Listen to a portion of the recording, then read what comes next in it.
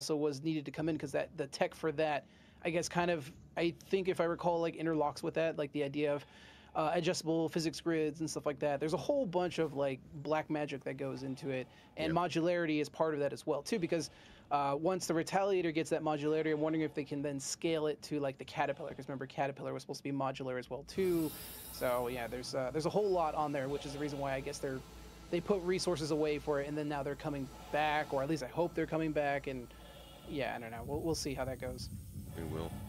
I think what's got me a bit nervous about modularity is on the ship section they talked about the Idris, and that the Idris was going to be ready and in players' hands whenever Squadron 42 comes out. And then after that they said, but the Javelin will follow afterwards because there's some complexities about modularity that we still need to figure out. And that suggests to me there are still some problems that need to be solved. Given that we don't have a date for Squadron 42, that they are going to need a fair chunk of time to figure out. Mm-hmm. Yeah. But, and is modularity a core tech for Squadron? I don't think so. I think that's more a persistent universe feature that's going to come with that snowball of developer resources starting Q1. You know, that hopefully that's one of those at the top of their list rather than just focusing on base building. Yeah. You know, we have teams dedicated to solving those problems now that they have the time to do that. Any other ships that you guys really caught notice of during this event that jumped out to you that you're excited for? I mean, that was the worst panel. That's all I have to say. Everything was so good, but it wasn't the worst panel because it was bad. It was just, it was a ship. It was normal. Nothing else was normal about CitizenCon. That was just a normal panel. Great. Yeah, normally I'm excited to see what ships they're working on, but this time around, because of everything else they had been showing even prior to that, it was just like, wrap it up, guys, wrap it up. Yeah, let's go. All right, then. We'll see you on IC 14 times this year, John Crew. It's okay. Yeah. Red Monster, you were saying something? I was gonna say, as a sucker for the EMP ships, the Zeus MR, it definitely made a spot in my fleet. That's all I've got to say about it. Aside from Ben Curtis and I shared a slim tummies moment, slim bellies, whatever. I like the CL and the ES. I could see having uses for both of those ships. I'm not crazy about the design, but the size of the ship, the role it hits, and the way it goes about it, I do like. So I'm going to keep an eye on that one. That's like maybe a buy-in game someday. Maybe it'll replace my C1. Yeah, I love the way it looked. Yeah, it looks awesome. But one thing I wanted to hit on, though, with the MR specifically, is the prisoner pods in them are also horizontal. And we saw a little while back that they're doing that also for the Hawk. Like, because the Hawk is going to have, like, the horizontal prisoner pods. Like, is that a thing going forward now? Like, is the Stalker now going to have horizontal pods in the future? Like, I'm curious as to, like, what's going on with that. Yeah, because they're not doing... snap them in somehow with a tractor beam. Yeah, maybe that seems so janky, though. That seems so hilarious, just pulling somebody with a tractor beam and just throwing them around like a Gmod map or something like that. Oh yeah. All right, so last highlights that you guys had for CitizenCon before I finish up with the final question. What were the biggest moments for you? I mean, for me, of course, obviously the audio stuff, but that's because I'm the audio guy. But I mean, that is really like the biggest highlight for me. I love. Dude, how cool stuff. is that? How cool is that though? That you know that you had to have a huge impact on that. Did they tell you?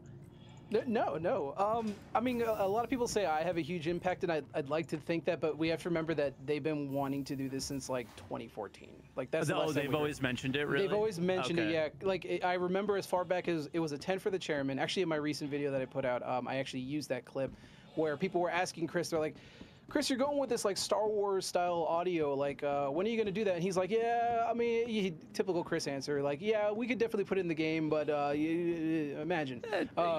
Yeah, exactly. And then it came up again in 2018 when they had sound designers on Reverse the Verse, and they were talking about like, it would be so cool if you could turn the sound simulation off, and what if you got EMP'd and all this and that. It was all Imagine talk, right?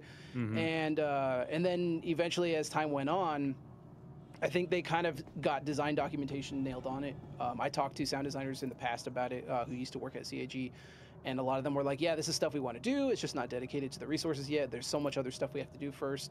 But it's something that we 100% want to do. I was like, okay, cool. And then that's why I went and did my videos, because they said that that is what they want to do. Doesn't mean they could. And I did the videos because I wanted to illustrate what that would sound like if you had no sound simulation.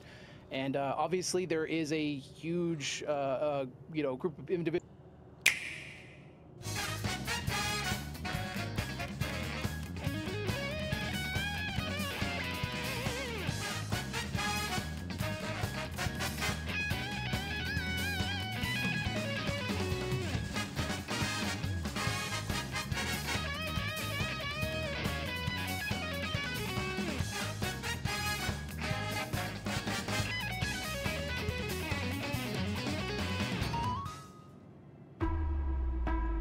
What will make you crazy? What will make you kill? Can you imagine me with a gun? That's very good, Eileen. Individuals out there who play Star Citizen who really would love to do that, regardless of whether it would affect your situational awareness or whatnot. There's still a large group of people who just enjoy the space aspect of it and the realism that it could bring when you do that in the simulation. And yeah, so I'm certain CSG looked at the videos and they're like, maybe we should start working on that for Squadron 42 and put it in there. Yeah. Maybe there is something like that there, but ultimately at the end of the day, it was something that they had talked about for a long time, going as far back as even Chris mentioning it. So, well, I didn't know that. I was like, this guy's sound Tarada. This is he's gonna do sound things and they're gonna do it. That's what I thought was going on, because I was like, that was the coolest video I've ever seen, and I loved it. But now, what happens? How many years back are we now? Is what I was thinking. I had no idea that this was the plan the whole time. Actually. Yeah, it was for a long time. Yeah, are they sticking? Your vehicle has been delivered to the following location. Or is it just you can turn realistic mode on? Please visit us again. The idea that they're going for is that we are going to be able to tweak it, and also there's going to be gameplay elements that are going to be out of your control. So, for example, if you get EMP'd or the actual simulation component on your ship gets damaged in combat, you will just lose out on your insurance. Kind of like in Elite Dangerous when you get cockpitted, right? Like if you have your cockpit blown out and you lose all the sound, like there's a gameplay element attached to that when that happens. Cool. And so that's kind of like the idea they want to go for. Now, of course, they haven't really explained much more beyond what we saw. I'm hoping next year or within the coming few months that they will kind of elaborate more on it. One thing I really want to see them do, if they can, is really let us tweak the mix, if we can, on the sound simulation, because one of the things that's always a pet peeve of mine for Star Citizen ship combat is how weak the weapons can sound, and that's because a lot of other elements take priority. And I would love to just like dial back my engine sounds and like bring up like weapon sounds, impact sounds on my ship, because I want to actually hear CIG when my ship is getting hit. That's the problem with the game. You can't tell when you're getting shot sometimes. Yeah. In and outside. Sometimes too late. Yeah, sometimes that's a network related issue, because you'll see a guy shooting 90 degrees away and all of a sudden your shields are going down and it's like, what's going on? And sometimes rounds will go through your shield, so there's network stuff. But when it is actually working and it is fully fleshed out and it's actually running at full cylinders and the servers are behaving properly, it works pretty decently, but it could always be a lot better in my opinion. Now, obviously, like, they have an entire design documentation they're going to be going through on that. They're going to be going through all kinds of stuff on that. They have to then go and rework all the ships. All the ship weapons are going to get rebalanced, of course, because we have master modes coming in, and they're going to be doing all that balancing. So I'm hoping that they're going to be taking a look at it, and then I'm hoping they also can give the player the ability to tweak that to some extent. And the reason why is because I'm a big fan of allowing players to do customizing stuff. So anybody who played like MMOs, right? The ability to customize your UI, I think, is like integral to like any good MMO, in my opinion. And I would love the ability for us to do that in game for like the sound. Your adventure, courtesy of Kruger Intergalactic. Anybody else? Biggest moments of the event for you? Blueprints. Okay, crafting. 100%. I've known about it for a long time too. That was the thing in the plans. I don't remember when I even heard it. That's how long ago it was. And I knew that ships were always in the plans and all this stuff. And I was just like, when are we gonna say this stuff? Or did they stick to it? And they did. And it was like, because you had to. There were so many arguments in the community of like around crafting and that this type of stuff can't happen. And some people were saying crafting wasn't even going to be a thing. Yeah, I mean, Chris did. right? So it's understandable if they felt that. This might be an F8C scenario again, where it's like we thought they adamantly said they wouldn't sell it, even though they were like kind of like very coy about it. But I swear I remember Chris specifically saying we will not have MMO style crafting, whatever, that gives him an out still there too, right? But I think this surprised a lot of people, and I still see people coping about the fact that like it won't be all ships. And it's like, nah, I don't think it's going to be all the ships. Like, it makes sense for crafting to drive the economy, though, as an in-game component. But it's interesting that both of your kind of biggest moments were, again, those sorts of things that, like, they talked about a long time, and we were always like, okay, but when is that happening? Much like a lot of the other stuff in this event. Rent Monster, you gonna continue the trend? What was good for you? Oh man, yeah. So obviously, hands down, crafting and kind of the base building aspect. I'm very excited about that as an industrial player. I finally have something to do with all those raw materials besides go and sell them for an extra digit on my account balance. I feel like as far as overall gameplay engagement, I'm gonna get plenty of mileage out of that. I am excited about it, and I could talk at length about it. But I did want to touch on one we haven't talked about it much, and it's probably something that from the first person's perspective we don't get to see a whole lot. But the new character creator and what they've done with not only the increase in the number of heads that got scanned in game, but now the new way that DNA system is going to basically, you no longer have a library of 60 heads. You have a library of rule sets that say if you increase this feature by X amount, there's this other model we're going to pull that section from. They're kind of interpolating all the different features together, so you can really go ham with it. Like I saw that and I was really impressed with it, as well as the new hair. That obviously I'm not going to spend a whole lot of time doing selfies, but I was very impressed with that. That was one that got me excited. And as I was rewatching the panels, Mrs. Red actually sat down next to me. She was like, "That's actually really cool." And if there's something that can get Mrs. Red into my nerdy video games, I'm gonna be all about that. So. Oh my god! Just on that note, my wife started looking up if she can play Star Citizen on a Mac after the base building demo. Dude, you should at the event. As soon as the map stuff came up, Mrs. Tomato was like, "I'm gonna play. I can play the game now." Just constantly throughout all of CitizenCon, she's just been waiting for like the game to get to a point where a normal person can like actually figure your way around the game. And that kind of stuff, the character creator, the maps, the base building, the loot stuff is all like that casual thing that'll finally be more interesting to normal people. Fairster, big moments? Yeah, so I loved the engineering, loved the ships, loved Squadron 42. I think I'd also have to mention the community reactions. So this CitCon, I think people were really positive, but not like in a white knighting, copium hype, bury my head in the sand and pretend everything's wonderful kind of way. It was more from I'm really proud to support this. I'm really proud that we can see some tangible progress. And for me, halfway across the world, seeing people meeting up face to face, chatting, hanging out, enthusing about Star Citizen with each other, like I was living vicariously through that. That looked like an incredible experience. And for me, the community for Star Citizen can be, it's not always, but it can be incredibly positive, and lots of what I saw from CitizenCon was exactly that. So that was definitely a highlight. And I'd also have to mention all the love for Bone. Goodbye. I think it was the new Jared Red suit, for those who remember that. I thought that was fun as well. Yeah, I missed the yelling at Glenn, to be honest. Goodbye. Yeah. But yeah, being there was incredible. Please visit us again. The positivity was Welcome nuts. to the ASOC I didn't vehicle expect retrieval to have as system. much Your fun as I vehicle did. has Mrs. please Tomato visit said us it was again. the best event she's ever Goodbye. been to. The vibes were good. The camaraderie was good. People were just happy to be like hanging out and hearing good news. Your vehicle has been delivered. Yeah, Please visit I us loved again. it. Hybrid Goodbye. Red Monster, would you guys enjoy your time there? Yeah, absolutely. I think like one of the interesting factors is that when I first got in the doors, and I was kind of taking the temperature of all the other citizens that were there, I think everybody was kind of like, there was a lot of uncertainty and a little bit of apprehension because people were seeing all the pyro stuff and were like, oh no, is it going to really be like more 4.0 stuff? Like we've seen this already time and time again.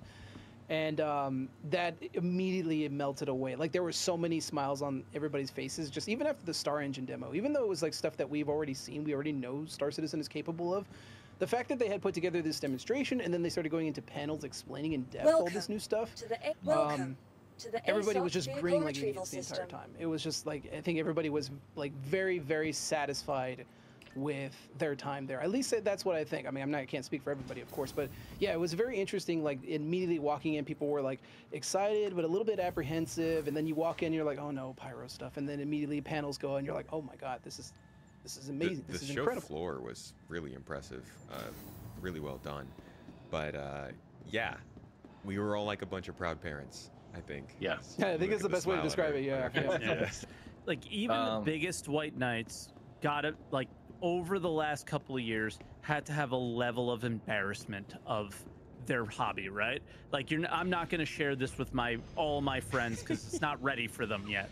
We don't really have to be embarrassed of our hobby anymore, right? And that's kind of what I think changed a little bit here, is like you could show them something and what it is going to be, and it's very easy to understand, and you'd be like, well, just wait, don't play right now. But you know, you have something to show them that like this isn't like everybody. When I worked in the casino, everybody that played video games, they'd be like, what games do you play? And I'd be like, I play this game, Star Citizen. Oh, isn't that the game that's never coming out? Isn't that this game? You know, like now it's like, isn't this that game that had that you know, that's what it's going to be now.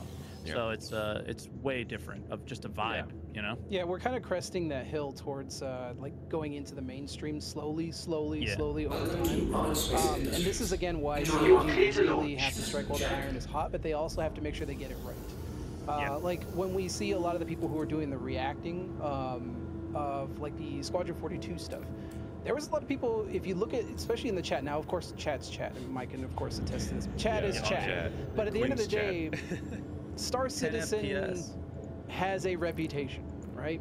We all know it has a reputation. And in other circles outside of Star Citizen itself, like everybody kind of looks almost down on Star Citizen in certain aspects, right? Now that's slowly changing because they're finally putting their money where their mouth is. They're showing off this cool gameplay features. They're saying that the game is now feature complete and in polishing.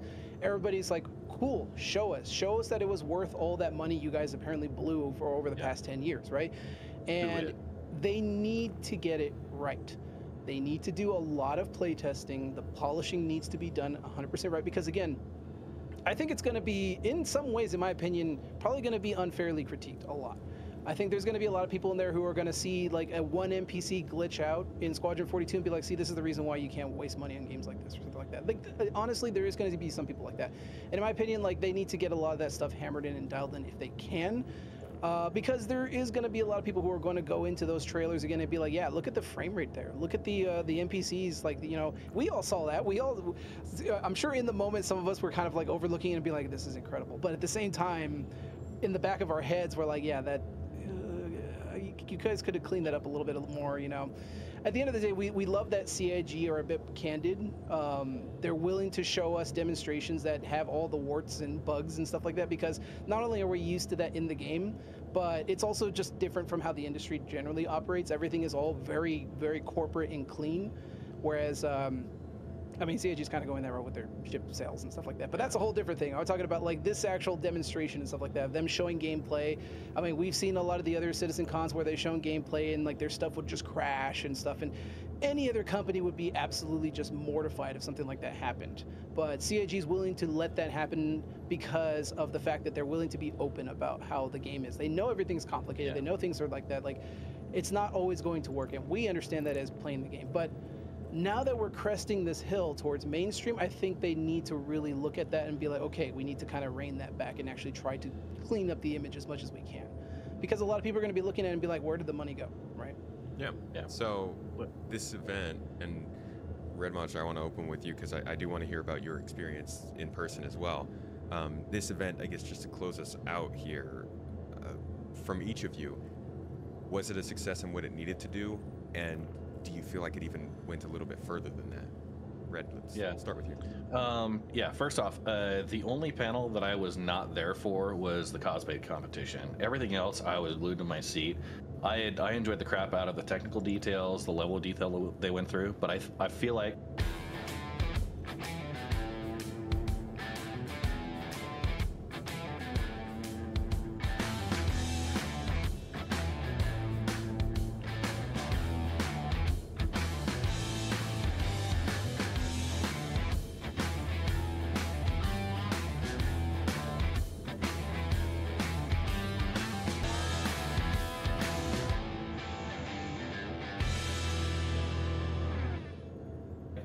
the number one thing they did very, very successfully was they bookended the convention with the Star Engine demo, which is our new Pupil to Planet, just absolute eye candy. 28 minutes showing, I'd say 90% of that is in-game today, and the next 10% is, on a 12-ish month release. You can send that to somebody and say, hey, this is that nerdy space game I've been talking about for 10 years, right?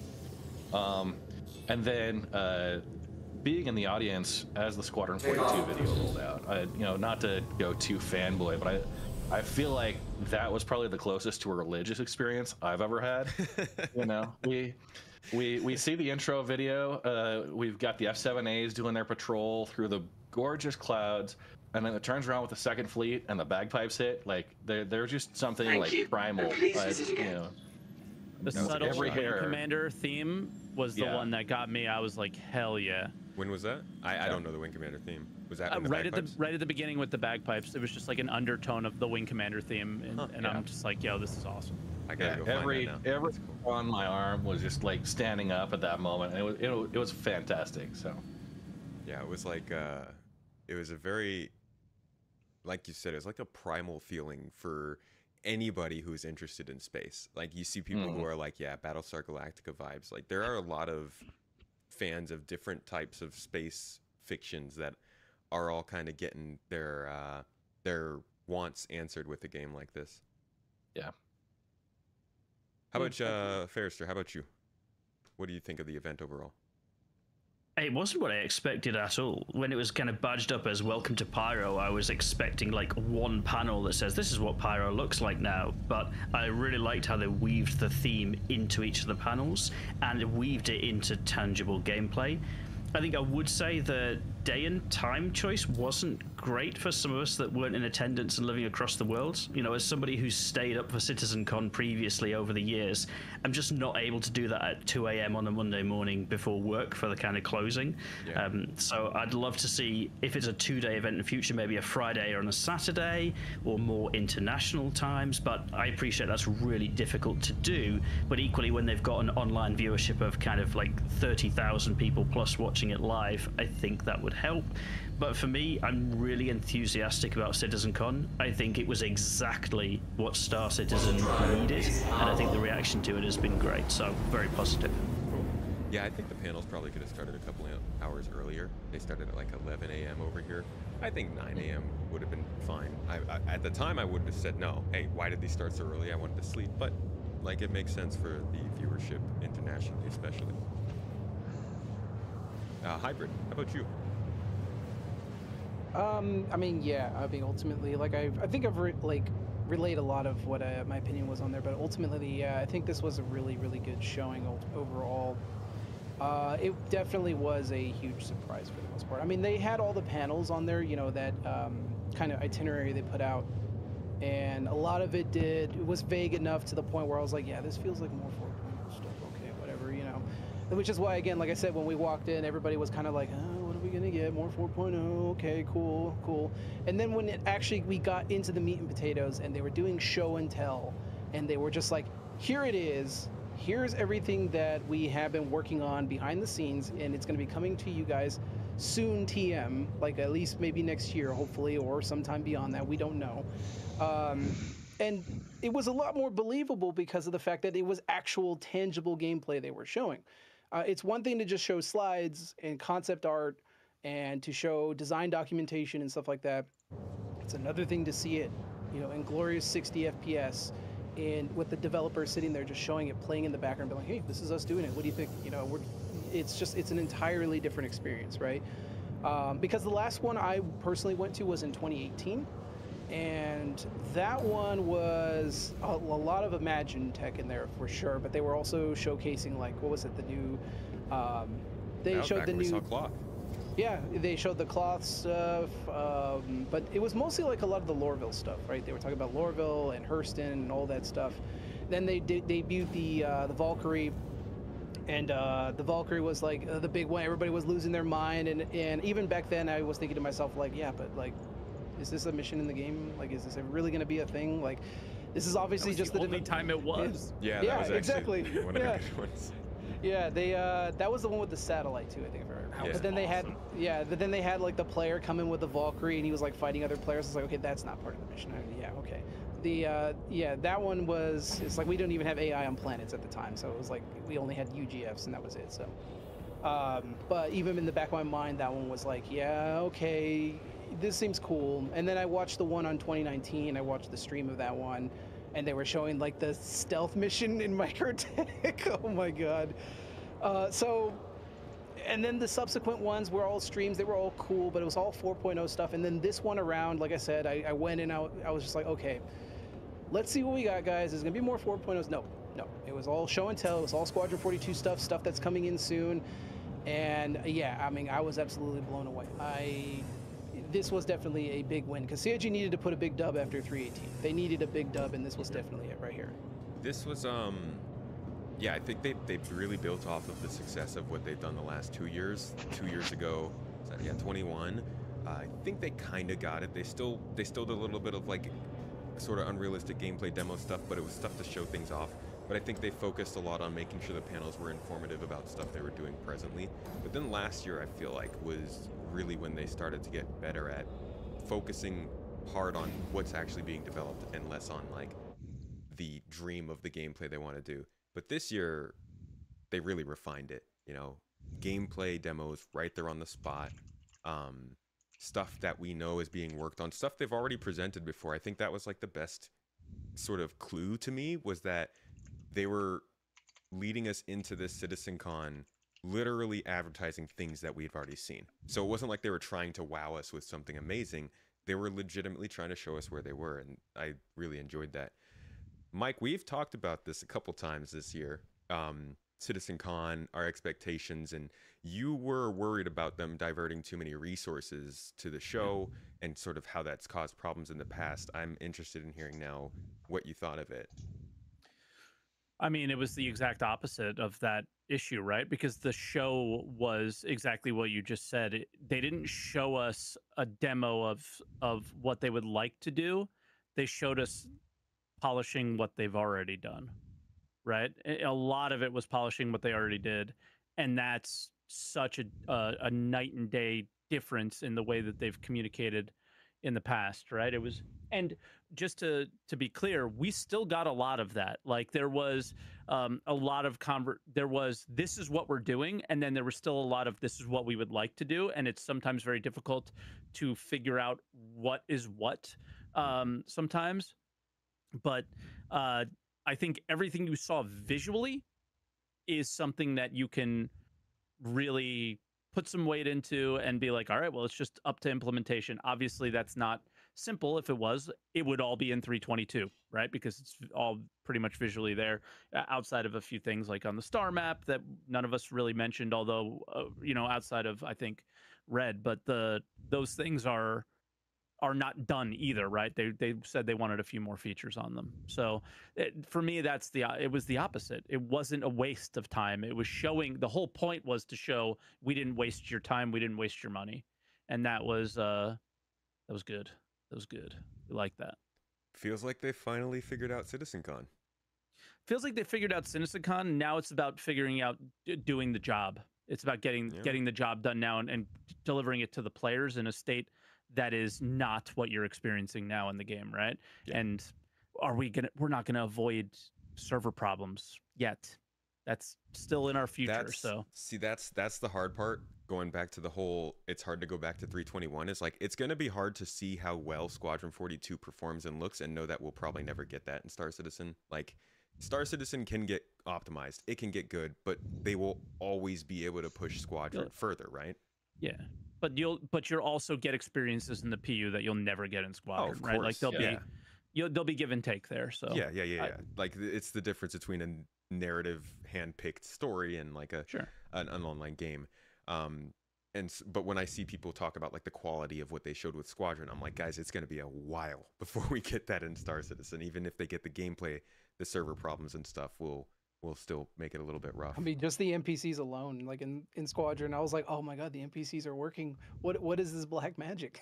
Yeah. But if you look at the like feature set, they had a panel on nearly all of those things. Yeah, no, that's So it's like you are going to get that polish sooner than you think. You're going to get that gameplay at least.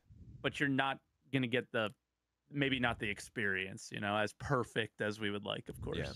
But I think I can speak for all of us here in saying that after that event, things are looking better for Star Citizen. Things are up, and I hope that they can carry that through the holiday into the new year with a good Q1 patch with some of these features they showed us.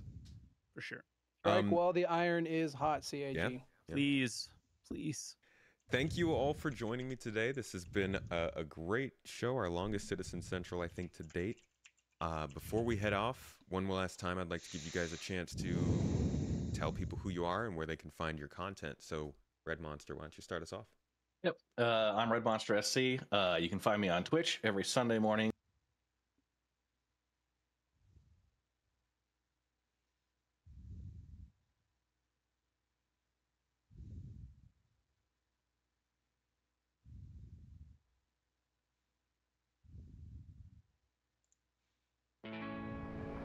Four years ago, I was basically unemployed. A wanderer.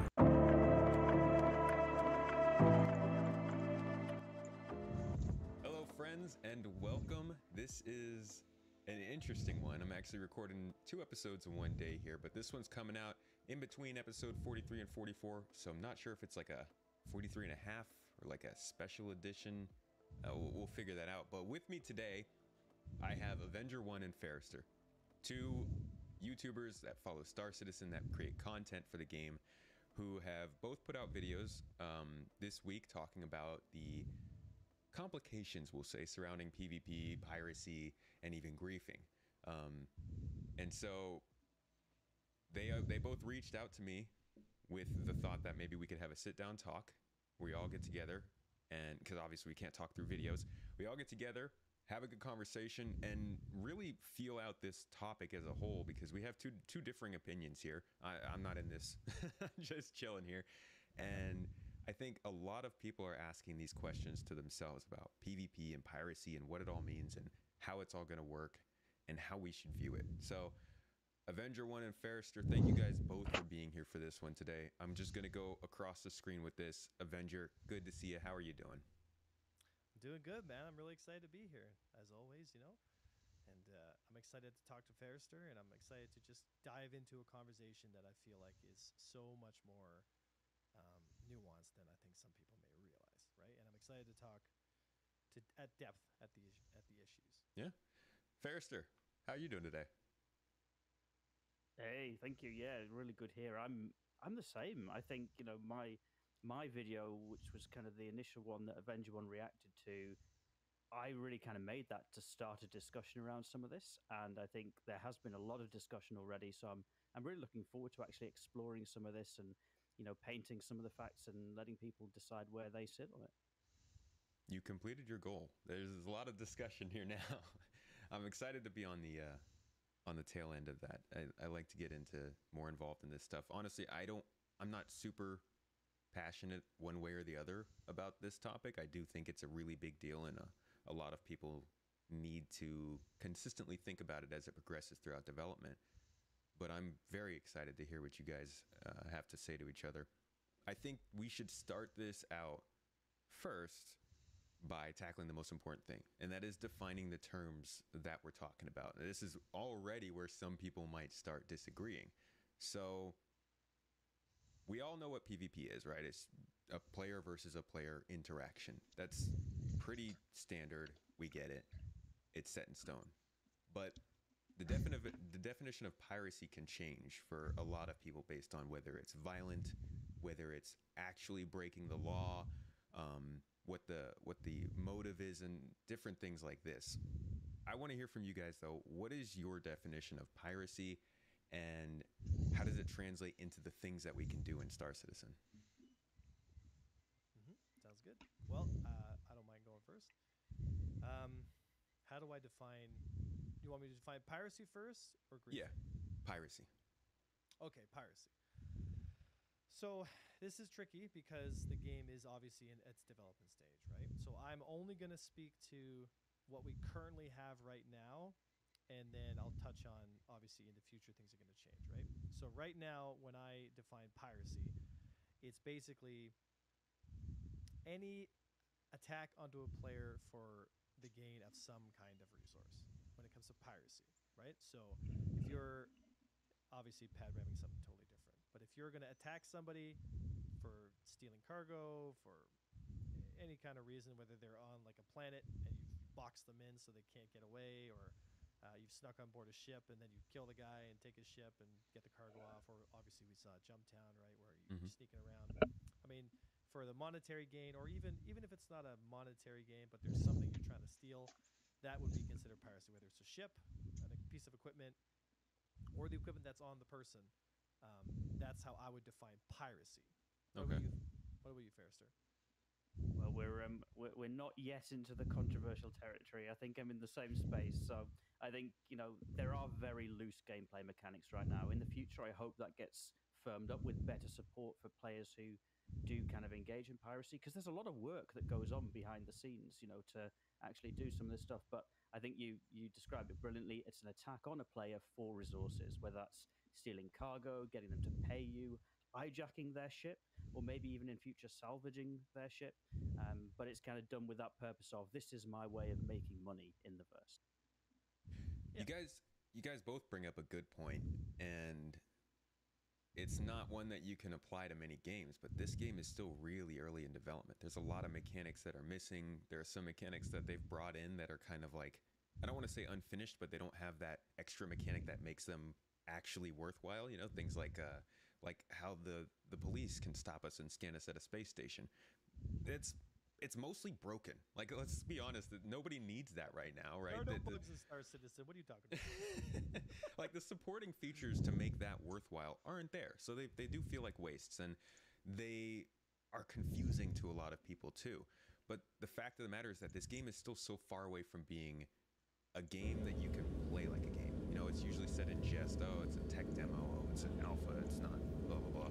But I say it all the time on my stream, I don't play this game how I would normally play a game that mattered. And I feel like that makes us view these kinds of topics a little differently, because nobody really knows how this is all going to end up. Oh, I definitely agree with that. I think that's part of the reason why these discussions are so heated, is because most of it isn't necessarily debating what is in-game. It's people debating their different interpretations of what will be in the game, or what the game will be.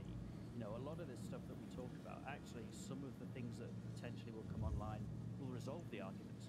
You know, I think some of the things that we might talk about later today is, you know, lawfulness versus lawlessness, different areas of space, different systems, you know, and I think some of those features actually move the debate into a different space. But, you know, equally, it's quite difficult to know exactly what the game is going to be like, and that's part of the reason why people do have these spirited discussions about it. Yeah. Quantum drive is now on. You've got a motive. Some sort of motive that is monetary, maybe it's territorial, but there's a reason for you to be attacking that person. Now let's move on to the more interesting part. How would you guys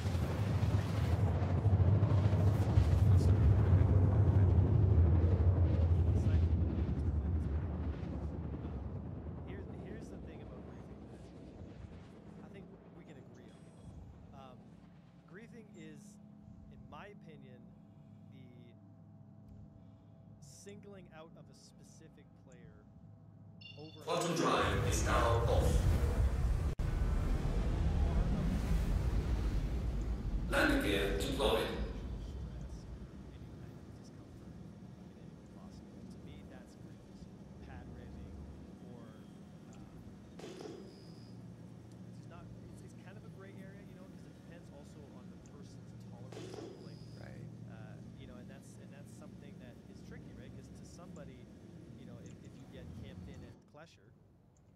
That's griefing. But from another point of view, it's like, I mean, like today, I mean, I got rescued from Glesher, got back to Grim, and got torpedoed before I could get back to Grim. And that's just the way. I mean, it was a beautiful shot, I gotta say. Well done. You know what I mean? Like, I don't personally, for me, consider that griefing. But somebody maybe who spent an hour getting out was really frustrated. Like, the sense of loss is higher for them, so they might consider, yeah, it's griefing. So it's all dependent on the player, right? So my definition of it, like I said before, is very, very dense in the sense that it's got to be a personal attack on someone and using game mechanics outside of what they're intended for to cause an intent. The intent is to cause emotional harm in some way, right? Not that you can take emotional harm. I mean, everyone's tolerance level is different, right? But it's a malicious attack rather than a kind of more spur of the moment. You're just kind of there, you know. Yeah. How about yourself, Harrison? Yeah, probably a little bit different. For me, I kind of see it as more akin to bullying. So I think, you know, what eventually was described, I would say, does sound like it. But for me, it's all about somebody trying to ruin the game or spoil the game for somebody else for the purpose of spoiling their fun or ruining their experience. I appreciate that's differentiating on the perpetrator's intent, which sounds great when you talk about it on a podcast, but in practice, how do you decide what somebody's intent was? It's a nightmare. I know that. I'm aware of that. But for me, that's kind of where the difference lies. It's in that kind of, I just want to ruin somebody's day. I just want to ruin somebody's game. I want them to feel rubbish about playing the game, so maybe they stop playing. So I just want to respond to that. So I agree. How do you know intent? I mean, unless you ask the guy directly, then it's like, the way I come. No way. ¿Qué pasó? I got the interview. Effectively managing your data center requires more than just monitoring, managing, and controlling your facility's power, space, and cooling resources. Data Center Performance Management Software, part of our Bright Layer Data Center suite, provides meaningful insights into your data center operation. Insights that will enable you to maximize uptime, optimize performance, minimize operational costs, and increase productivity. Streamline and optimize your operations like never before. Eaton's Data Center Performance Management Software. Learn more at eaton.com/. Radar contact. It's like, well, if we can't tell intent, then we have to kind of have some rules in place in the sense that this right here. Radar contact. Radar contact. Gray zone, the kind of stuff that's Target acquired. Radar contact. It's not great. The reality is you can't fight back. Target acquired. It's up to you to decide if you have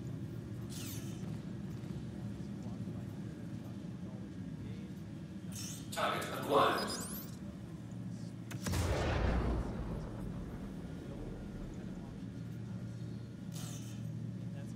Target acquired.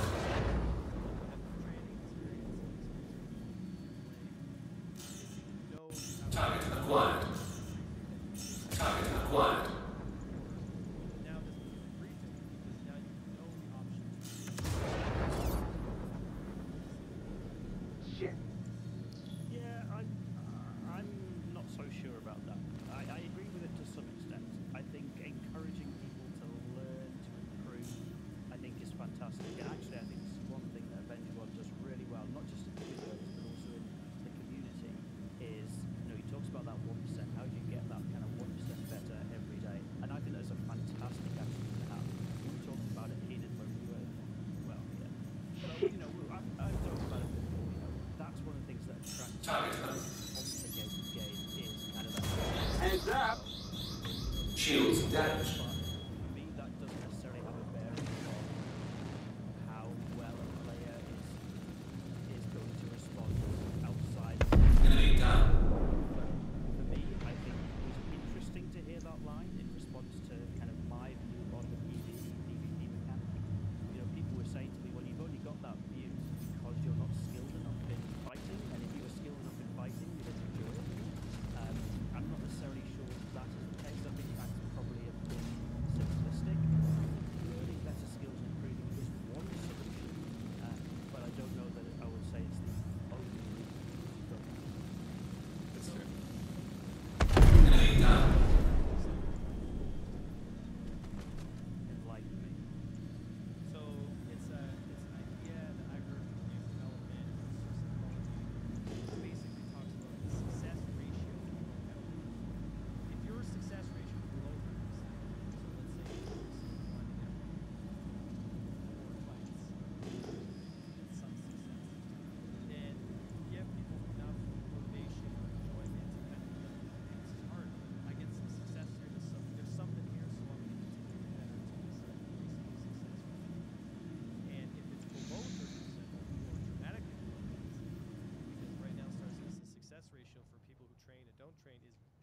dramatically lower than 30%. The people who don't get any success at all don't have a good time in any sort of way.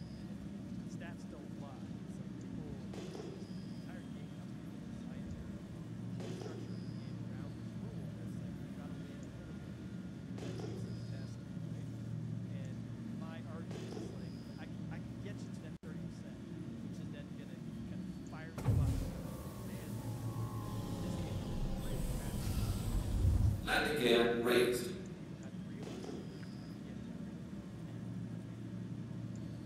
I know what you mean. I mean, for me personally, and I can only speak from my personal experience, I think PvP, if you're not seeking it out, can be quite a rare thing in Star Citizen.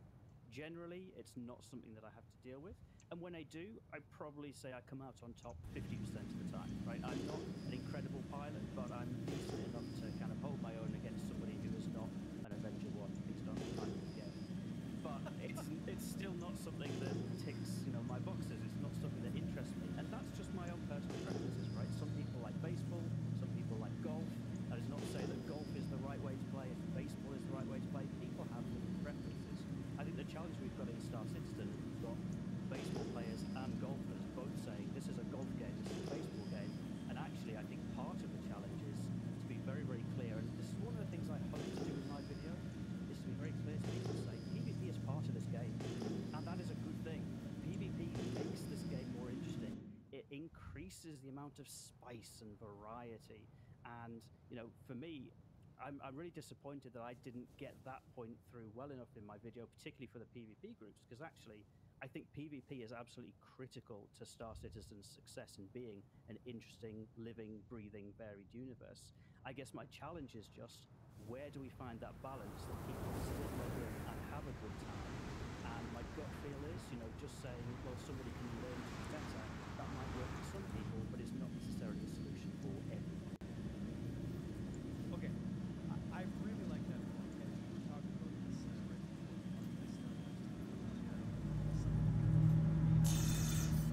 I think some people can be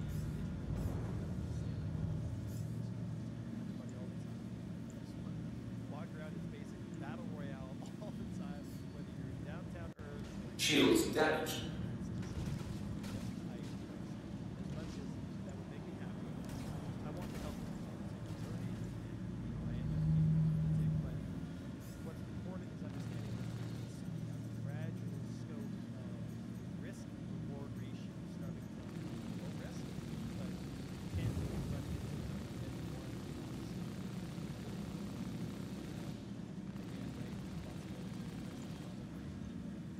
again, that's what we have right now, but in the future,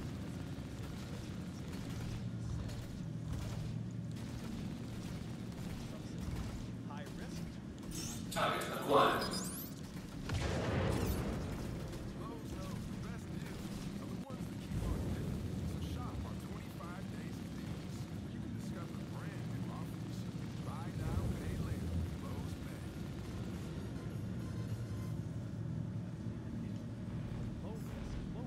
but it's relaxing. Shields damaged.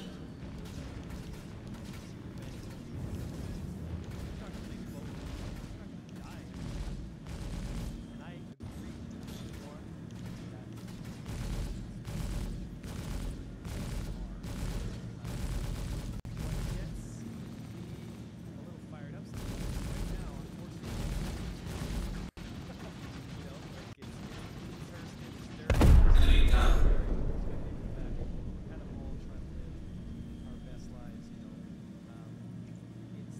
Engines are off.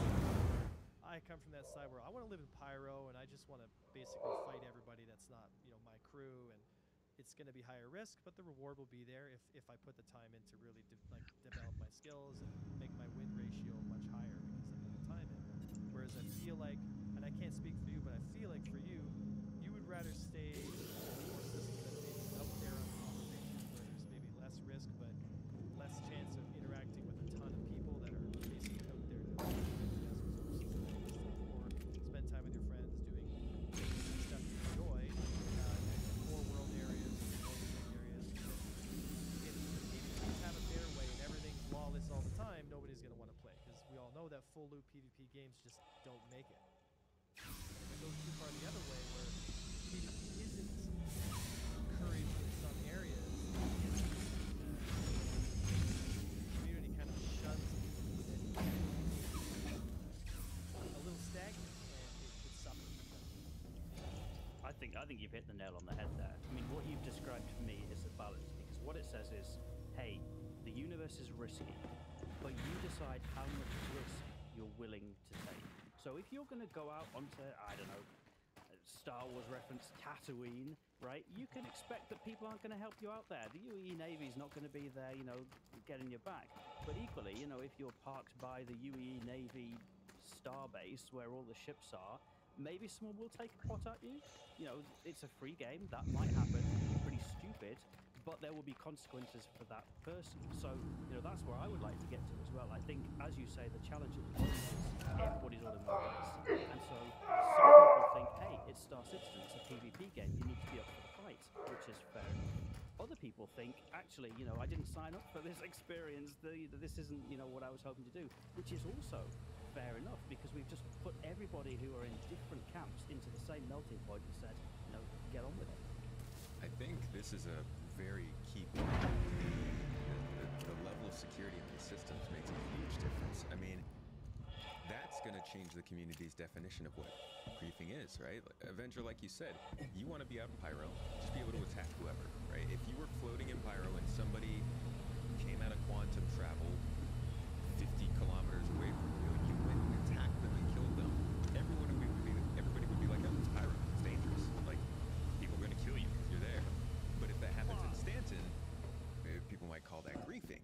So it's almost like it's going to be hard for us to define this stuff until the game really expands a lot. And I wonder to myself, you know, if somebody, say, is AFK, standing outside of their outpost, is a hypothetical. They're just AFK standing outside of a base that they built, and somebody lands their ship, walks over, shoots them in the head, walks away and leaves. Is that a murderous pirate, or is that a griefer? And when somebody responds to that, let's say that there is some sort of a reporting system that's put in place by CIG to say, hey, put these people in, we'll see if they're griefing, and we'll do something about them. What if that person gets removed from the game even though they weren't actually a griefer? And that's taken away. This is obviously being very hyperbolic, but that's taken away another pirate that is encouraging people to bring out escorts. It's taking away another person that somebody could fight when they're looking for bounties. It's actual content that's leaving the game because one person interpreted an action different from another. It seems it could be a huge divide, and it seems like a big part of that can come from just the availability of the law systems and the reputation systems that we have at the time. And I think that's why those systems are so important, right? Because for me, there is so much more information that you would need to be able to handle that. You know, do I think that banning a player that does that is the right solution? Probably not. It's one of the solutions that's employed at the moment because a better solution doesn't exist. But for example, you know, I would see that as being very different if I am sat outside the government office in Lawville or whatever, and someone comes along and goes, pop, there you're gone, versus I'm out in the middle of a moon, in the middle of nowhere, and, you know, somebody does that and there's no consequences. For me, that's where things like the in-game consequences need to matter. If you do that in a high-security system, I would probably lean towards saying game mechanics should let you do that, but you should also be prepared to face the consequences. You're probably going to get caught. You're probably going to get shot down by people who far outgun you if you do it in a high-security place. And hopefully there will be some significant in-game consequences to that. And by that, I don't mean 5 minutes in Klesher to repair the oxygen machine before heading right back out and doing it again. But if you do it in the middle of nowhere and no one sees you and it's known for being a bit of a shady area, well, that's the risk you take. You don't go AFK in that place. Yeah, I'm gonna have to agree with that. Like, I agree. Yeah, I think that makes a huge difference. And there's just a lot to unpackage there, especially with the way that reputation is, I think, starting to show itself a little bit more in how expansive it's going to become. I mean, we're talking about multiple people having different ideas of you in a system and how that's going to change the way that people respond to you. I don't know, guys. There's a lot that goes into determining whether somebody is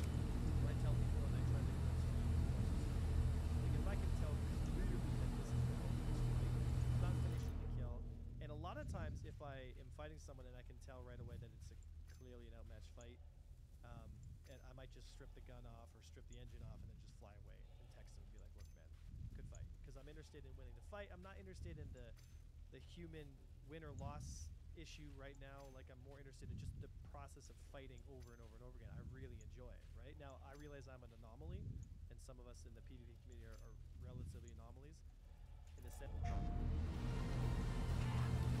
Avatar, Frontiers of Pandora, available now. That's that I just derive so much entertainment value from just being excited about flying the ship to the best of my ability, right? I feel like sometimes it's dangerous to get into the binary where you're either a pirate or you're a griefer, you know what I mean? And obviously the term between the two can be so hard to define, right? I think so. I mean, your original question there was, you know, what if I just am a purist, a combat purist? I want to fight players because that's where you get kind of the most challenge, the most interesting encounters. I think I respect those people and what they want to do, but I also respect the people who don't want any part of that. And this is all about finding balance, right? There is a gameplay balance. There will be combat purists out there who just want to engage in fantastic combat battles, and I think we should have a place for that to happen. Equally, there'll be people out there that don't want to feel like they're the victim and that people are just shooting them all day. And, you know, there should also be a place for those players because they do exist in Star Citizen. I think one of the reasons I created my video, which specifically kind of relates to the game we've got at the moment in Stanton, is I think what needs to be in place is better signposting for players of the risks they are taking. And in particular, I think for more peaceful players, there needs to be better signposting to say, hey, going out into space is risky. You know, how much risk you want to take on depends on where you want to go. But even if you're somewhere safe, that doesn't mean a player can't come out and deal with you. It probably just means the consequences for that player are likely to be more severe. And I think that's, for me, what I would want to see improved, is that signposting so that players are making their own informed decisions about the risks that they're taking. I don't want to shut down anybody's gameplay. You know, for the combat purists out there, you know, you watch some Avenger 1 videos, the guy is pushing the envelope, right? And that is a fantastic thing. That's what makes the game great. But equally, you know, you don't want people feeling like, hey, I'm just a victim all the time. And one solution to that is, you know, learning and becoming better, but people should also be able to make their own choices about the risks they want to take.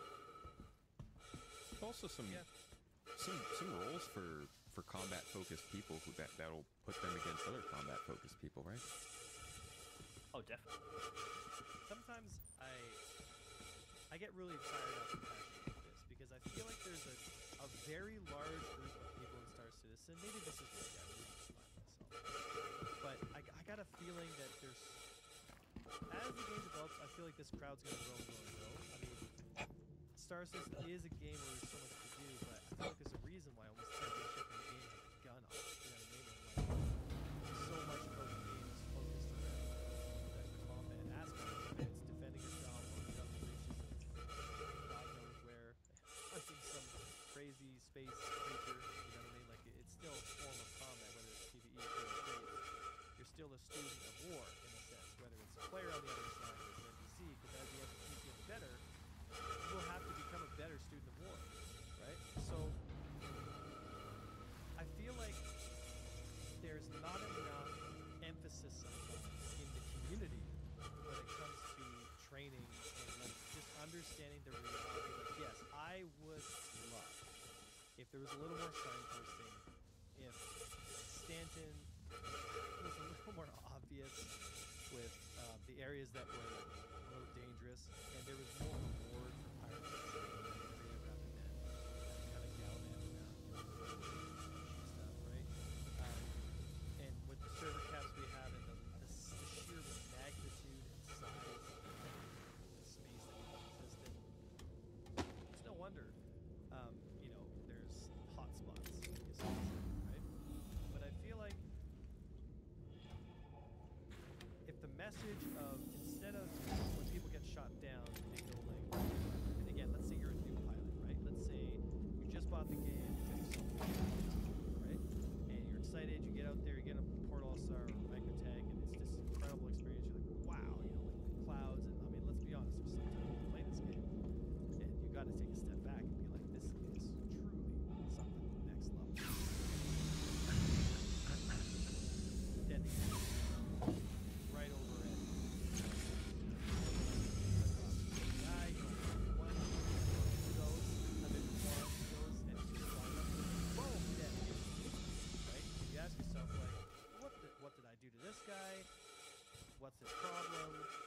why have I been shot down? Now I gotta respond to the ship, and I gotta do all this stuff, and he's feeling like almost personally attacked. And then the other guy, the PvPer, makes the situation worse by going, "Yeah, get good, bro." and then you know, then you have the guy who got shot down going on the forums and being like, "Yeah, screw these guys. They should be removed from the game," and it creates this divide, right? And that's like the situation happening over and over and over again, where I feel like if the PvPers just tried for a second to be like, "Look, I would like to shoot the floating box and see the pretty explosion, you know, but ethically, he's probably a new player. There's really no need to shoot the thing down. It's just going to lead to him being upset and frustrated. But that, unfortunately, is not a moral code that everybody follows. And I mean, I try to follow as best I can, but there's sometimes where the trigger slips. I'll be honest, because at the end of the day,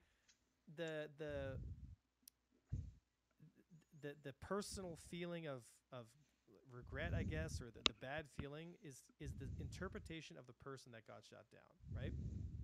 And I feel like if there were more avenues and there was more publicity in the sense that this new player that got shot down had more access to information that said like, okay, you got shot down, it's all good, don't worry about it. Here's some tips, here's some things to know, here's some things to watch out for. Don't worry about go, and because there's lots of ways to get away right now. Like it's actually very easy right now to just nope on out of a fight. You know, it's hard to really commit someone to a fight right now. But a lot of people don't even know that that's the truth right now, and that I think leads to a substantial amount of our issue. And the second big problem that is kind of unique to Star Citizen, they just don't have the stuff in the game to even tell the people this stuff. You know, like you just said, it would be great if they could just look up and understand, okay, so this is what happened, this is how I fix it. But you can't even, you know, Star Citizen has little hints that pop up at the bottom, but they're not going to pop up a hint that says, hey, this is how you do combat. And that also really hurts. There's no tutorial really.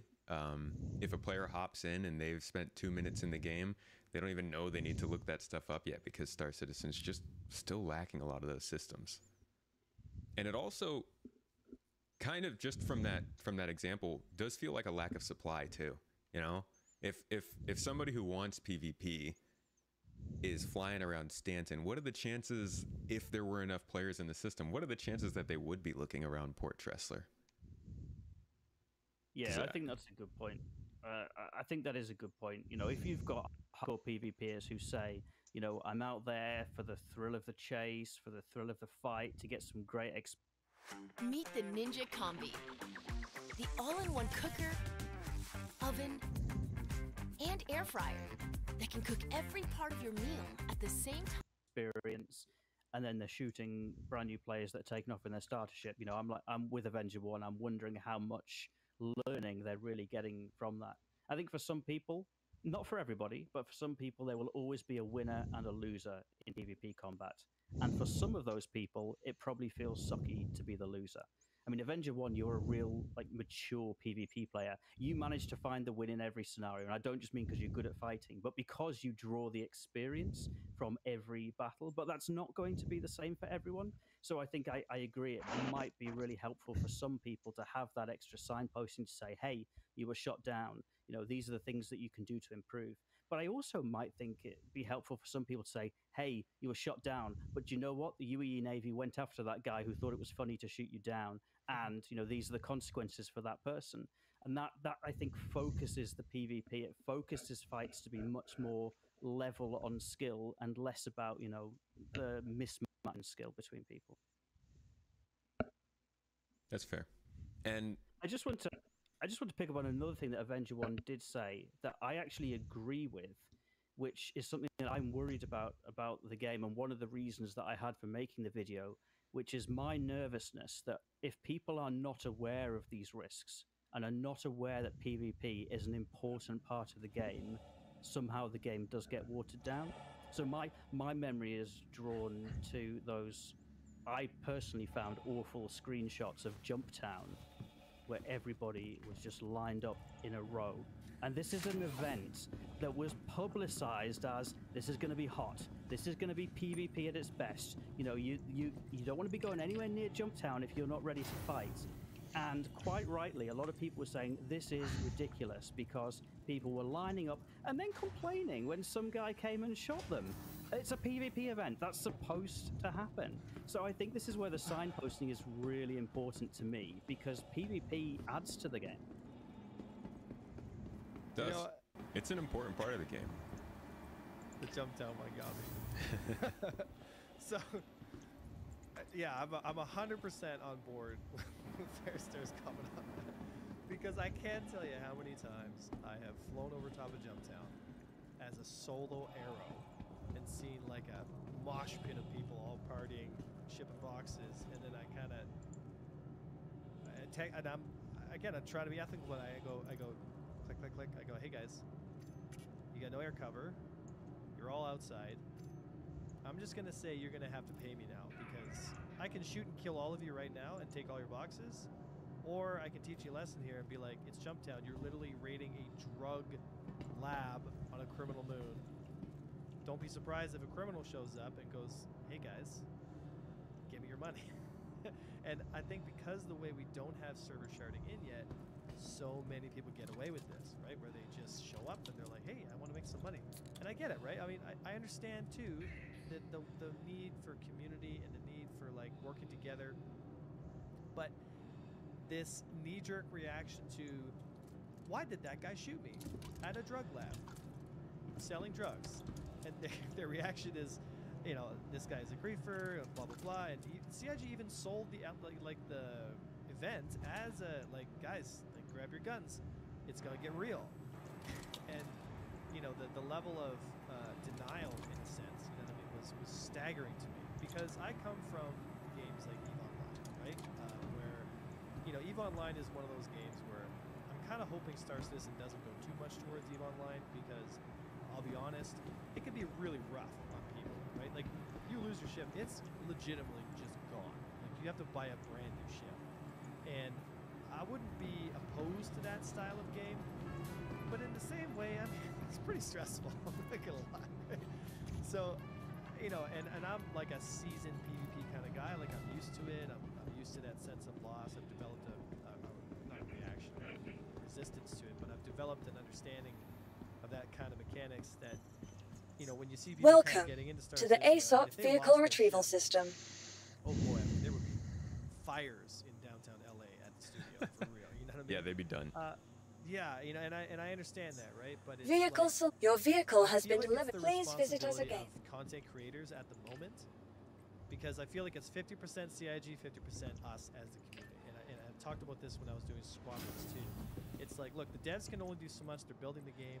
At some point, you gotta kind of be like, look, it can't be 100% them, because the reality is, if we as content creators say, okay, look, if you're that guy in the 109 to get shot down, watch this video, man. Like, it's all right. It's not a big deal. Just respawn your ship. Here's some tools you can use, and the next time it happens, you'll be ready for it, right? And that's kind of the message I'm trying to give out, which some people misinterpret as like, you know, but the guy should be able to fly in the 109 by himself. It's like, yeah, I would like that to be the case. But the reality is that guy in the 100i right now is a target. So what's the best thing to do? Focus on what situation is currently happening right now and what we can mitigate right now? Or live in La La Land where you want to pray to Chris Roberts and be like, Chris, please make two systems. Please separate these people, because right now it's just not the truth, right? My perspective has been like, look, I would like that. I agree with Fairster in that sense because I think it's a healthier game that way. But right now we don't have that option, and so the best thing you can do is you can deny the PvP aspect, but then you'll always be victim to it, or you can just accept it and be like, okay, at least to mitigate some of this so that I don't die everywhere. Maybe I only die 50% of the time. I think the risk for me is though that there. You are clear to launch.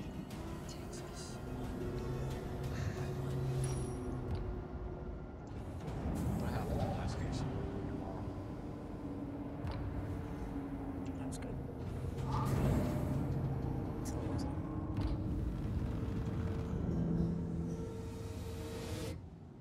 They were too late. There was nothing we could do. I'm working on this new case.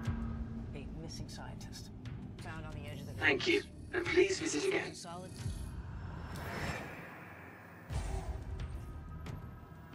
What? It's been 6 years. Why are you here? Because you both know what really happened. And you need my help. I've seen that before. Years ago. Fine. I'm just gonna do this one thing. Work together to close this case. And that's it for the two of us. It is. So, you went in for what? Burnt eyeballs, self-inflicted wounds? Please proceed to assigned landing bay. Before they froze. What the? Get out of here, now! You okay? I'm just not good with people she cares about. What are we missing here? With someone out there on the ice with. The night country. It takes us one by one. This isn't gonna be good. I'm thinking stuff. Bad stuff. I know. I feel it too.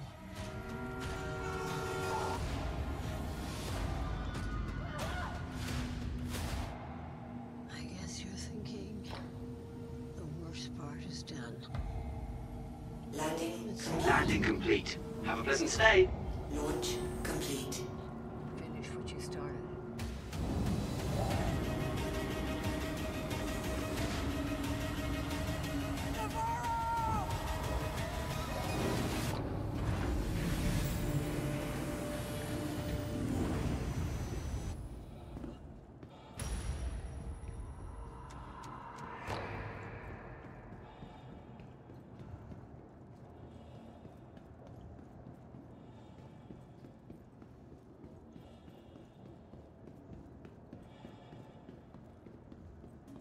Designed for multi-site organizations, our distributed IT performance management software, part of our Bright Layer data center suite, provides deep intelligence and visibility into critical assets that are installed across multiple locations. The software provides the insights and control you need to quickly troubleshoot and automate the resolution of equipment issues. It can also push T-minus 3, 2, 1, 0.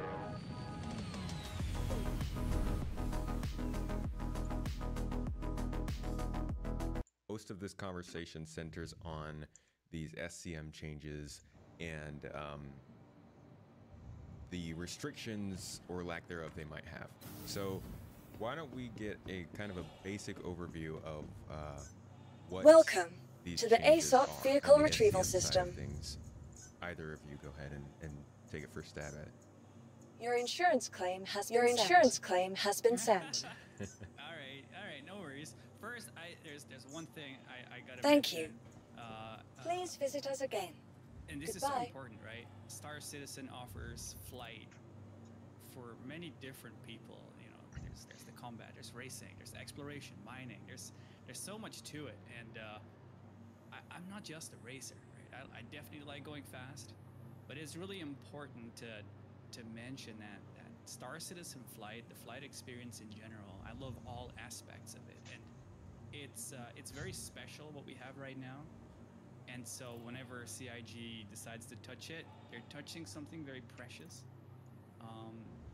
I do get told a lot, like, yeah, but you're just looking at it from a racer perspective. And I just want to say up front, that's not true. I try to look at it broadly, and I think I probably do more chilled out To the roaming around ASOC planets vehicle than I do retrieval racing. system. Vehicle select. Your vehicle has been. Please visit us To again. that point, Goodbye. While we be looking at your guys' own personal views of this in terms of what you do mostly, I also definitely want to make sure we're talking about it from the perspective of a trader or I don't know, some scumbag out there who's just kind of skipping around beating up on people.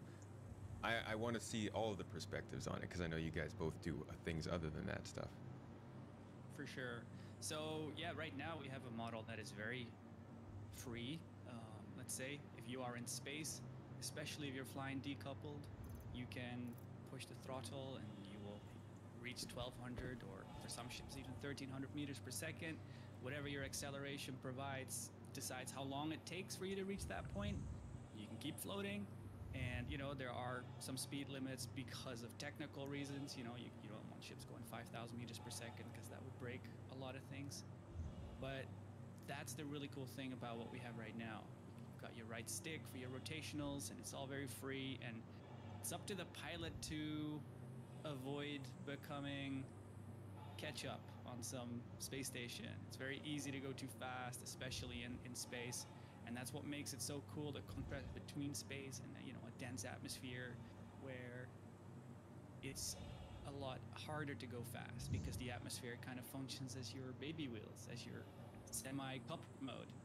And so it does take an ace pilot to kind of adjust to all that. And I guess the big change that we know of, at least, is going to be that there is a speed cap when you're flying around normally in what they call SCM, or standard control mode, which just puts a hard cap on your speed. You know, you're flying around in space, and if you want access to your boost, at some point your speed limit is gonna just lock. Your speed's gonna be locked around 300 or whatever, unless you press boost. And then it appears, and this is the really weird part about it, and I'll let Avenger fill in the gaps. Welcome to the ASOP vehicle retrieval system. Space even, right, where there is no drag, no resistance. Thank you. Let's say you'll reach 400 meters per second.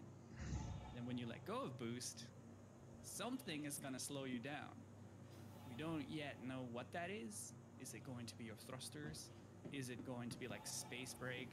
Or is it going to be, is it going to be magic? Like, think about gravity. Think about the grav lefts though, right? They have this right now, this really weird artificial stick within your speed limit. So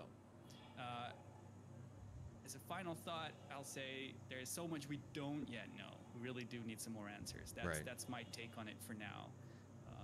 So yeah, I'll let Avenger fill in his ideas and thoughts.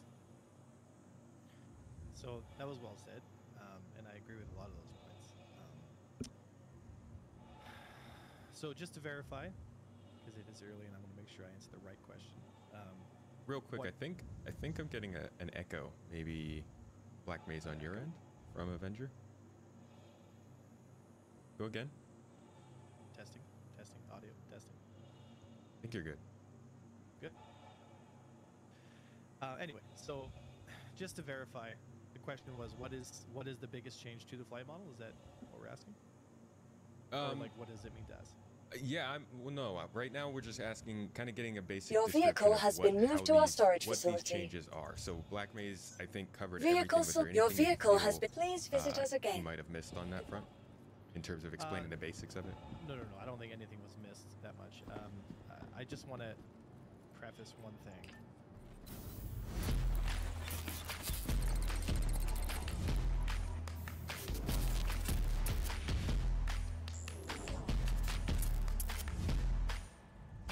Introducing DigiConnect EZ. 8, 16, and 32. More ports to securely scale up operations. Industrial automation. Large-scale manufacturing. Secure communication of critical data. No matter the industry, no matter the challenge. We've got this.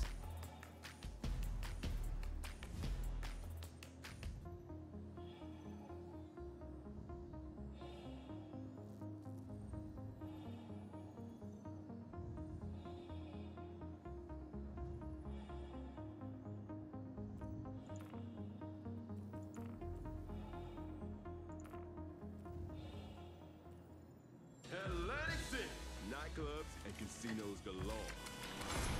Look what the wind dragged in. The overgrown are flooding the place. Welcome to the game. This is a race for your life. America's playground awaits. So we're moving. Here's the reality. In space, you cannot. There's no drag in space. You know, acceleration is acceleration, right? Now, in space dogfighting with Star Citizen, we obviously can't accelerate to infinite speeds because A, the game probably could not be able to, they couldn't handle it, or 2, the desync would become, he's over there, so shoot at Stanton over here. You know what I mean? Like, I don't think that would be an exciting experience for a lot of people, right? Also, the fight would be, you know, hundreds of thousands of kilometers apart. So how do we simulate an accelerational-based model without actually having unlimited acceleration speed limits, right? So think about it this way.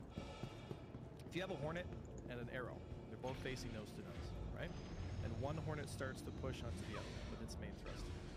Assuming there are no speed caps whatsoever, the acceleration from the Hornet that's pushing onto the Arrow will always be constant.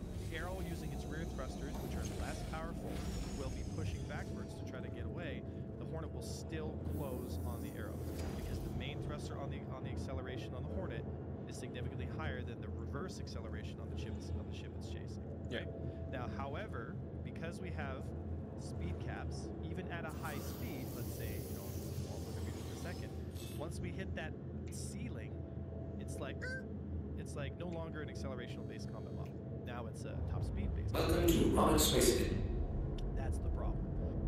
Now, what they've done is quite ingenious, in my opinion, because it simulates what would happen in real space, but allows it also to keep stuff close together.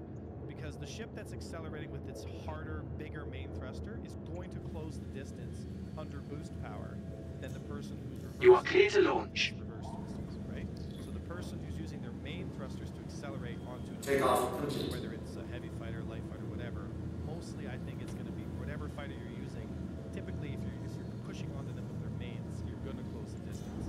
Because if speeds were not an issue, the person using those mains would be able to close the distance, which is going to add for an interesting dynamic because it's going to allow people to engage people. So what it becomes now is once you turn your nose towards your enemy, you're now making a conscious decision to re-engage. If you do not do that, you're making a conscious decision to disengage, right? And that's a big switch. Thank you. Right now, And please visit again. Engage and engage in the same breath, right? Because once you hit that ceiling, you basically are like, hey, buddy, I'm up here. Come meet me at this speed. And he can't ever push past it. Quantum drive is now on. Quantum drive is now off. It's just Landing gear raised. so a lot of folks I've seen in comments and stuff, they're saying like, oh, this is a step down from the flight model, this and that. And we can get into some other stuff, which I'm excited to get into, right? But this system, ironically enough, simulates what would happen in space more accurately, on top of allowing fights to be closer in your face, which I think is fantastic. Well, let's talk about the idea of speed limits. Drive is now on. We've always been limited at the max speed area of like around 1,000 to 1,500 meters per second. I'd say like most of the ships fall around there. Sorry, mostly? Maybe no. Quantum drive is now off. Speeds around 300-400. Like No. actually 350 was like the fastest we had for the racers for a long time. It was only until we got 315 where the speeds went to wasn't it always pretty high? Am I bad? Disconnected? No. Like we had like old cruise mode, remember, with high speeds too. But like, Yeah. But in between they took off the cruise mode, and then all the way up until 315, it never got that high. I joined in 313. Quantum drive is now on. Quantum drive is now off. Right. So I'm talking way back from like 1.3. So like I was like from the very beginning, the majority of Star Citizen's development was actually within 300, 400. Right. But in the last several years, bigger. Okay. God, I thought I was like completely off. So, but in the last few years, we've been used to this kind of artificial limit of around that high, 12 to 1,500 or 1,000 or whatever you'd say. In the last 3-ish years, yeah, it's been. So, that still exists in quantum mode, but now we're seeing the shorter limit in SCM mode, and it feels like one part of the argument is that this is kind of limiting the sort of, I don't want to say immersive sim, but kind of unlimited player-defined limits of speed. And then the other people are saying, well, this is better for combat because it keeps it slower. Slower, I like that word. It's so not true. Why not? Well, what's your definition of slow? I assume. I mean, I don't know. Ask them. I haven't put much thought into this, and to be honest, so I'm open to hearing both sides of this. Hey, Black Mace, would you like to weigh in on this one? What's your definition of fast? What's fast? Well, here's the thing, right? Target acquired. And I don't know enough, so I might say some things that might not make sense. And Avenger, by all means, correct me. My experience, my thought. I don't think I agree with you about these speed caps. That's how it would be if we had no caps.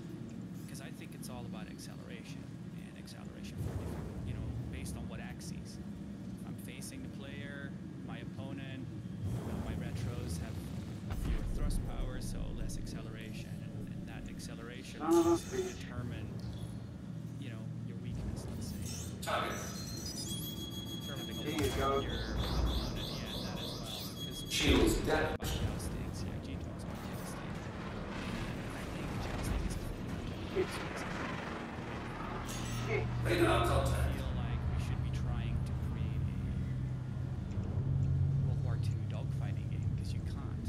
I'm going to do it. I'm going to mention it. Dangerous. Radar contact. They also try this very hard. They have the speed caps. Enemy down. Ships are limited to 300 and 400. Unless you boost and you go over and then you slow down again. Son of a bitch! And we're going in that direction. And that game, in combination with much slower rotation, does Enemy down.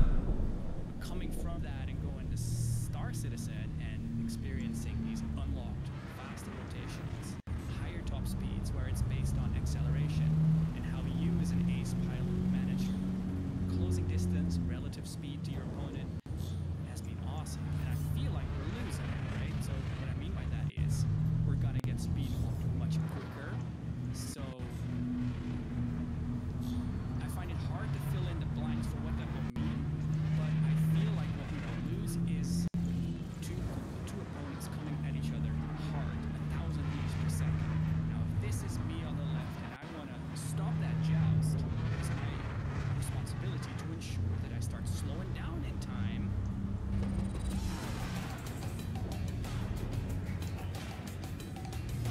Enemy down.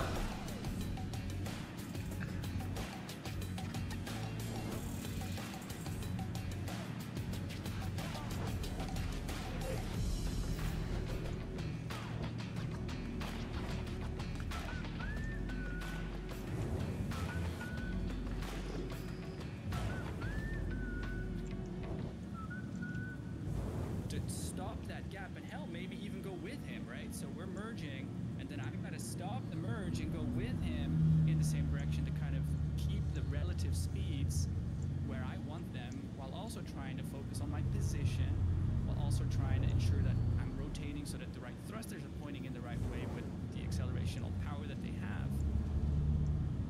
And with that in mind, I have the feeling that these speed limits, if we're talking specifically about combat, that these limits dumb down the game. So I do agree that we are losing some aspects of the current system we have, which I have also come to enjoy. Right? I do love the dopamine rush, looking into my corner at 1,000 meters per second and verging onto someone at 5K and getting right within 300 meters and just being like, it feels so good. You're just like right in the spot. I mean, there's a few games I get that experience. I'm just like, wow, that felt good, right? But you cannot deny the limitations of the top speeds that we have. I've always maintained this position. I said, like, we don't really have to change anything super fundamentally. You know, we could just keep the current system we have and drop it to 600. Quantum drive is now. Still have all the turning, returning, cruise control, that stuff, right? But it's relative. So, the point you made about accelerational-based model. Quantum drive is now I off. understand where this, like, where you didn't see it, because I see it exactly how you explained it. That the person with the more powerful thrusters will have the accelerational advantage. It just happens within a smaller envelope, because the envelope in infinite space is not something the game can handle, nor would it be something that would be viable in a certain kind of sense. So they're like, you want to keep it, you know, Chris wants to keep it within use that stuff. Also, we're assuming that whatever speed changes that get done, and the speeds, the top speeds, that we are going to keep the current accelerations relative to the new top speeds, and I think that's just simply incorrect. At the present time, the Gladius can pull 21.8 or 21.9 Gs in a tricorn. Now, I'm not sure if you know this, but as a racer, I'm sure you understand Gs quite well. That 21 Gs on the human body for more than a second would be catastrophically very bad for the human body. Uncomfortable? It was a really interesting experience for me coming from 313. That was my entry, where thrusters were quite weak. The acceleration, especially the strafe up, was just like all the other maneuvering thrusters, not very strong. And I loved it. I loved it because it makes it more important important to manage what you have, which isn't a lot unless you're using main engine, so you got to turn and burn, let's say. So then we went to 314 and suddenly they had this whole balance, right? And this balance created the scenario where strafe up was magically boosted like insane, and now everyone's obviously just turning around each other using a lot of strafe up power, especially with boost, especially if you're tricorning. So yes, I completely agree that that's ridiculous, and I would love to see that reduced. If though they do what you say and reduce these accelerational powers, and I, as someone who likes to whip across a planet, now you just do it in quantum mode. No, but that's the thing, right? So if I'm going into QCM quantum mode and I am still experiencing these reduced accelerations, forget about strafe up, because I still agree that's way too strong right now. But just in general, I mean, everything is going to get really laggy and slow and drifty because I've got no boost anymore to lean on. So that's going to be interesting, right? So I don't know. I think we're speculating on this one because it would. First of all, we're assuming that we're going to keep current accelerations in a new flight mode, which I think. Look, I don't know this for sure, but if I was designing it, the cooldown time it takes to switch from standard control mode to quantum control mode, it takes a few seconds for it to quote unquote switch over, and it's creating like a warp bubble around the ship and all that stuff. The likelihood that we're going to keep accelerations the same and all that stuff, I think is just simply, I don't think that'll be the case. I think it's very likely that because it's still travel mode, I think if anything it might actually either keep the G's the same because it's all about traveling and stuff, and then, or it might make it so that it's extremely main like it's like your main thrusters, like that's where you. This is so dangerous. Control surfaces for like movement. I don't know. But you're right. You're absolutely right. There is a lot of speculation, and so like when I respond to you, and for anybody that discusses this, between now and when we get more information, it's all speculation, and we're just making do what we have in terms of facts on the system. And so I personally hope that they don't change accelerations. I feel like the current accelerations are almost acceptable if we don't have magical strafe up power the way we have now. If you're gonna do it less, it might be more realistic, but I feel like you'd be cutting into the fun. But then again, here's the thing, right? You mentioned slower speeds. You've got that slower SEM limit now. What will that mean, right? If we do keep the same accelerations? Because here's the thing: if I'm in a current game, 317, if I'm dogfighting with somebody and I'm drifting 1,200 meters per second, he's also drifting 1,200 meters per second, and we're both drifting in the same direction, our relative speed is almost nothing, right? So you could be dogfighting and orbiting around each other while also drifting, the same way we are doing right now through the Milky Way, right? You feel like you're not moving, but we're moving very fast. So what will it really change if they don't change accelerations? The only thing it'll change is the likelihood you won't correct in time for this really big speed difference and the gap it creates.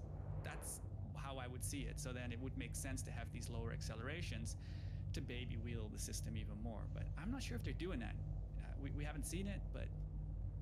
So I remember back in 2.0 days, because you came in at 313. Yes. I remember what Star Citizen felt like in the 2.0 days and whatnot. And our top speed on the Saber was 240. I remember that because I loved the Saber at the time. Now, the game at that time... It's getting late and I almost forgot to celebrate.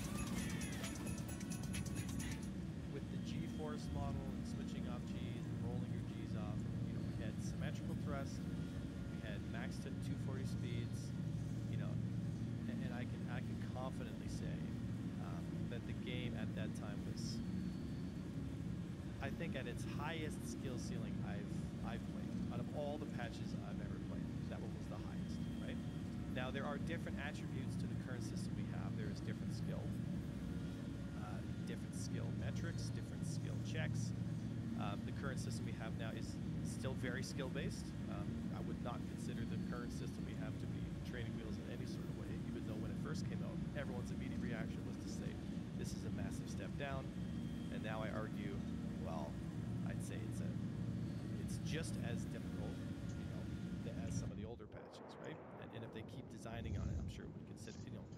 skill checks to power management, G-forces, that kind of stuff, right? The system we're moving to, although it might have some detrimental effects on some people's emotional states, the reality of the system is it fixes a lot of the issues that we're dealing with, right? I don't think it's going to feel like Elite Dangerous. I really don't. I've played Elite Dangerous. I wouldn't say I'm a very active player in Elite Dangerous, but I know the flight model and I've played it. It's slow. It's boring. You know what I mean? We have hit scan weapons. We have a lot of trading going on. There's very little positional gameplay. It's not the game that I like play and I'm like, oh, yeah, it's a space dogfighter. You know what I mean? That doesn't mean that you can't use some similarities. For example, Star Wars Squadrons. I've used this as an example a lot of times. Even though it's not 6 degrees of freedom, there was a mechanic where you could basically shoot off angle almost all the time. So it wasn't 6 DOF, but I mean, most of the time I was shooting at 90 degrees or more, sliding through space, right? That game's top speed on the TIE Defender was 275 meters per second. But I can tell you right now that I have never felt a flight game that felt faster or that the feeling of speed was more visceral than a game like that, right? So why is that? You know what I mean? Well, there's a lot of reasons for that. One, the ship needs to feel like it's going fast. That's number one. Two, you need to have accelerations that are based on the environment as well as its relationship with other people. Three, you need to have rotations that aren't super, super stupidly high where you can have some kind of positional warfare.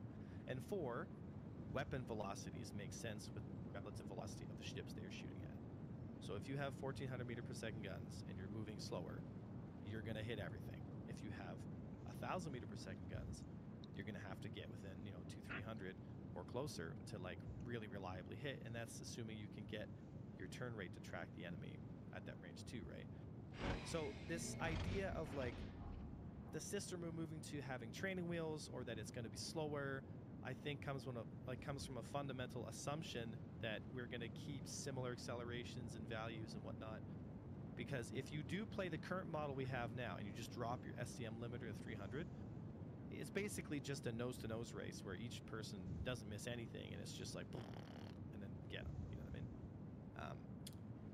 But here's my question, though. Here's my question on this, because everything you say makes sense, and I totally get you, and I'm on board. But I feel like putting this SCM speed cap on it, just because everything you're saying is about combat, right? And it feels like, yeah, it might make sense for combat, but not necessarily for the rest. To add on to what you were saying in terms of feeling, having a sense of speed, I think a lot of that also comes from what have you got around you. You know, you need objects around you to experience speed, and it's very easy to miss the scale of things in Star Citizen when you're, for example, whipping around the space station, because not until you slow down and you see that little teeny tiny dude floating through space do you realize how fast you're actually going. So it makes sense. But then if you reduce accelerations as well, they're going to have to change something about the aerodynamics of the ships, because suddenly if you reduce aerodynamics, the ships won't even be able to push through an atmosphere anymore at the speeds they do right now, because they just won't have the power to overcome the drag. And with that in mind, I feel like the thrust power we have now is okay. So if they also reduce thrust all around, it's gonna, what is that gonna do? Again, questions that we don't have an answer to.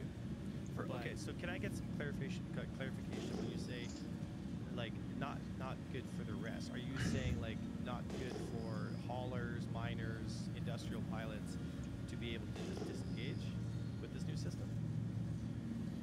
I mean, to get a flight experience in general for anybody that enjoys flight, whether you're doing mining or hauling or formation flying, starting in space and dipping down through the air, through the atmosphere and down into the planet, and having an exciting feeling. I feel like if you are gonna put just SCM and QCM in without any other changes, I don't really see a big problem, because we can still go 600 meters per second entering information down to a planet, for example, or that miner can still whip through the asteroids at 400 meters per second without feeling like he's limited to 300 or less, depending on what they do. But if they also reduce accelerations, I think that will have a big impact on how we experience flight, because it will reduce top speeds way below SEM limits because of drag. And I feel like anyone that does enjoy what is often called hooning, you know, just racing around the planets or whipping around the station, you're going to have to do that at much slower speeds because they won't have the braking power, right? Which then creates the scenario where it's going to feel very slow because you haven't got enough stuff around you. So, okay, I hear you. I 100% hear you. So what would be a speed, like, for example, you say racing, basically, I think what I'm hearing is, tell me if I'm right in this, is you want the experience to know what it feels like to go too fast, in a sense, you know what I mean? You want there to be, because right now with our top speeds being 250, you know, as a racer, and I've raced too, it's like, you know, it's like fast, but it's like not, you know, it's not like you're driving, you know, a McLaren down the highway at 220 miles an hour. You're holding the wheel and you're white knuckling it, and you're just like, oh my God, I gotta be careful here, you know what I mean? Or where you're driving your buddy's, you know, Honda Civic and you're topping at a 110, and you're just kind of like putting in the right-hand lane. I get that. So what would be a speed that would to you would feel like, oh, this is fast? Like I gotta where? Exactly. Where? That's a good question, right? So would you say that what would be a top speed for the snake pit? Quantum drive is now on. Quantum drive is now off. Allow me to plug myself here, Space. I did a video on SEM and QCM, and basically what I did is, with the knowledge we have, I tried to replicate what SEM feels like and what QCM feels like. And I used the speed limiter to do this. I aimed for 300 meters per second with SEM, and I went flying around in different locations. I went into atmosphere. I whipped around the station. I went to a thin atmosphere, like Cleo, the Snake Pit Avenger, you just mentioned it. And I went to an Earth denser atmosphere, and I went into SEM and felt what it feels like. If you're in space, to answer your question, I think anywhere between 300 and 600 meters per second feels fast enough to feel like you're flying and having a sense of motion. And with enough accelerational thrust power to stop yourself from drifting too much. A thin atmosphere like Cleo, that Snake Pit racetrack, that CIG put in game is really, I mean, if you put yourself on the ground, you'll be surprised at how massive that space is. But when you're racing through it in a spaceship,